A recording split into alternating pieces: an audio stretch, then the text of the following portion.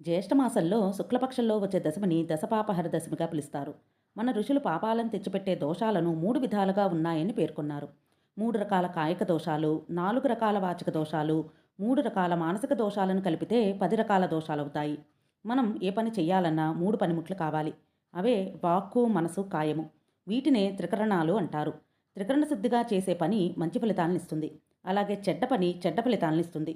మనోవాక్కాయ కర్మల చేత మనం తెలిసి తెలియక చేసిన 10 రకాల పాపాలు లేదా దోషాలు తొలగించేందుకు మార్గం ఏమిటి అంటే గంగా స్నానం అని చెప్తారు ఋషులు. జ్యేష్ఠశుద్ధ దశమి గంగా జయంతి సందర్భంగా గంగా స్నానాన్ని ఆచరించాలి. గంగా స్నానం చెయ్యలేని వారు గంగామాత యొక్క ద్వాదశ నామాలను చదువుకోవాలి.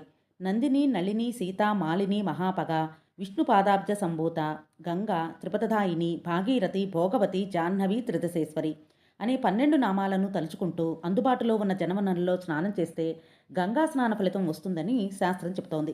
దశపాపహర వ్రతం చేసినా, నేడు స్కాంద పురాణాంతర్గతంగా ఉన్న గంగాస్తవం చేస్తూ గంగలో స్నానం చేసిన సకల సౌభాగ్యాలతో పాటు అష్టైశ్వర్యాలను గంగామాత అనుగ్రహిస్తుంది అంటారు. ఇహలోక సుఖాలతో పాటు మోక్షం కూడా లభిస్తుంది అని స్కాంద పురాణ వచనం. శ్రీమాత్రే నమః.